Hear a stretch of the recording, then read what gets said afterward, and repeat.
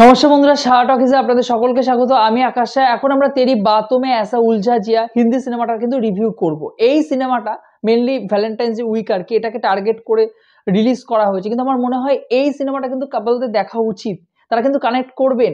এবং সব থেকে বড় বিষয়, এই সিনেমাটা রিলিজ করার পরে আমার মনে হচ্ছে যে পারিয়া কোথাও না কোথাও একটু মার খাচ্ছে। পারিয়া মেনলি এই সময়টাকে জাস্টিফাই করছে না। পারিয়া মেনলি ঈদ তার আগে পরে রিলিজ করলে ঠিকঠাক হতো আর কি। যাই হোক, বাংলা সিনেমার দর্শক সিনেমাটা দেখতে যাবেন, এটাই আমার আশা। কিন্তু বাংলা সিনেমা দুটো দেখার পরে পারিয়া এবং ভূতপুরি যদি আপনাদের দেখা হয়ে থাকে, আমি আপনাদের বলবো এই সিনেমাটা একবার হলে গিয়ে দেখে আসুন। আপনারা কিন্তু দুর্দান্ত এনজয় করবেন সিনেমাটা। এবং সিনেমাটা আমার এক্সপেকটেশন খুব কম ছিল, কিন্তু হলে গিয়ে আমি জাস্ট হা হয়ে গেছি দেখার পরে। বিশেষ করে শেষ আধ ঘন্টা 25 মিনিট কিন্তু সিনেমাটা দুর্দান্ত ক্লাইম্যাক্স, এবং এর সেকেন্ড পার্ট হয়তো আসবে আবার।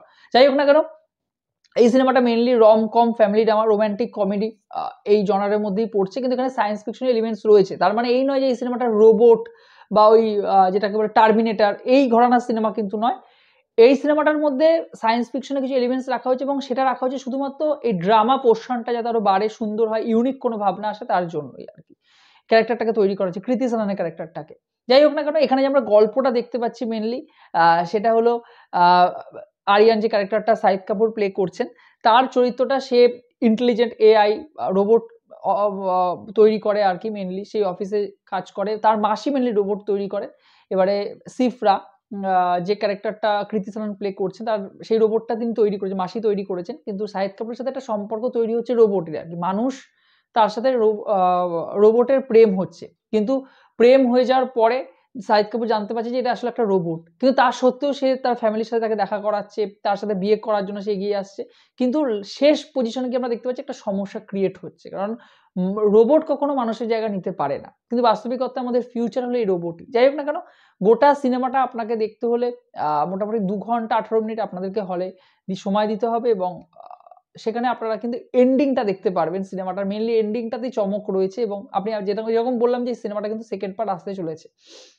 যাই হোক না কেন, এখানে পুরো দমে কিন্তু কমেডি রয়েছে। কমেডির সাথে কিন্তু এখানে ক্যারেক্টারগুলোকে খুব সুন্দর করে তৈরি করা হয়েছে। কৃতি সাননের অভিনয় কিন্তু খুব সুন্দর। এই সিনেমার যদি প্রথম পজিটিভ পয়েন্ট বলতে হয়, এখানে অভিনয়, কৃতি সাননের অভিনয় আমার খুব ভালো লেগেছে। মানে তাকে আমরা যেরকমভাবে দেখে এসেছি, এখানে কিন্তু তাকে একটা নির্দিষ্ট স্পেস তার কম ছিল বলা যেতে পারে। কারণ নির্দিষ্ট যখন আপনি কোনো ক্যারেক্টারকে তৈরি করে দেন যে তার ক্যারেক্টারটা এরকমভাবে তৈরি হবে, এরকমভাবে সে কথা বলবে, তাকে এইটুকু গণ্ডির মধ্যেই থাকতে হবে, তখন কিন্তু খুব সমস্যা হয়। এবং শাহিদ কাপুরের ক্যারেক্টারটা অনেক কিছু করার ছিল, কিন্তু আমার মনে হচ্ছে কৃতি সানন ওখান থেকে বেরিয়ে এসে আরো বেটার, শাহিদ কাপুরের থেকেও দারুণ লেগেছে আমার তার ক্যারেক্টারটাকে। ধর্মেন্দ্র ক্যারেক্টারটা খুব সুন্দর, ডিম্পল কাপাডিয়াকে খুব দারুণ মানিয়েছে তার চরিত্রে আর কি। এবং অন্যান্য ক্যারেক্টার যারা ছিলেন সবাই কিন্তু খুব ভালো। এই সিনেমার সেকেন্ড পজিটিভ পয়েন্ট এখানে গল্পটা আমার ইউনিক মনে হয়েছে, এবং যেভাবে এক্সিকিউশন করা হয়েছে গল্পটাকে, আমার কিন্তু খুব ভালো লেগেছে। গল্পটার সাথে কিন্তু আমি কানেক্ট হয়েছি আর কি। যাই হোক, এই সিনেমার থার্ড পজিটিভ পয়েন্ট, এখানে কমেডি যে পোর্শনগুলো ছিল ওয়ার্ক করেছে।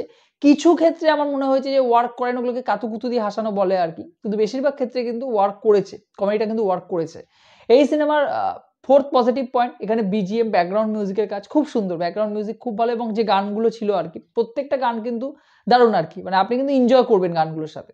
যাই হোক না কারো, এই সিনেমার শেষ পজিটিভ পয়েন্ট এখানে সিনেমাটোগ্রাফির কাজ। এবং মেনলি এখানে যেটা বলতে হয় সেটা হলো এই সিনেমাটা কোথাও আপনি বোর ফিল করবেন বা কোথাও একঘেয়ে মনে হবে না আপনার, আপনি কিন্তু কানেক্ট হয়ে থাকবেন গোটা সিনেমাটার সাথে আর কি। একটার পর একটা ঘটনা কিন্তু ঘটে যাচ্ছে।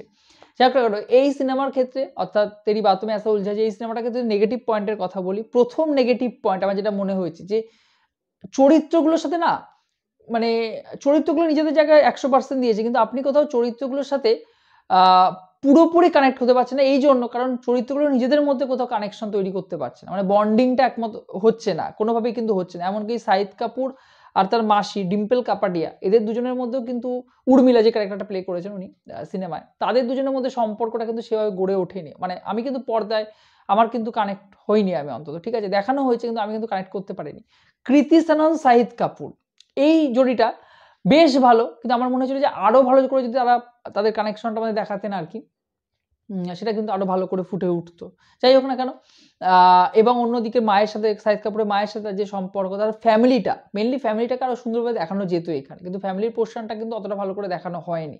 একটা ঘটনা রিপিটেডলি দেখানো হচ্ছে, মানে বারবার করে দেখানো হচ্ছে, যেগুলো কিন্তু কোনো দরকার নেই আর কি। যদিও স্ক্রিন প্লে টাইট, আমি বললাম এর আগে পজিটিভ পয়েন্টে, আপনি বোর হবেন না, কিন্তু মনে হবে যে এই সিনগুলো না রেখে সিনেমাটাকে আর একটু যদি ছোট করা যেত আর কি, 2 ঘন্টার মধ্যে যদি সিনেমাটা শেষ করা যেত তাহলে হয়তো ভালো হতো। যাই হোক না কেন, আপনাদের বলবো অবশ্যই ভ্যালেন্টাইন্স উইক চলছে, আপনারা গিয়ে সিনেমাটা দেখে আসুন, এনজয় করবেন। অবভিয়াসলি ওয়ান টাইম ওয়াচ সিনেমাটা, আপনারা কিন্তু এনজয় করবেন সিনেমাটাকে। যাই হোক না কেন, আপনারা জানাবেন আপনাদের সিনেমাটা কেমন লেগেছে। ভিডিওটি ভালো লেগে থাকলে চ্যানেল নতুন যোগ দিতে চ্যানেলটাকে অবশ্যই সাবস্ক্রাইব করে দিয়ে যাবেন বন্ধুরা। জয় হিন্দ।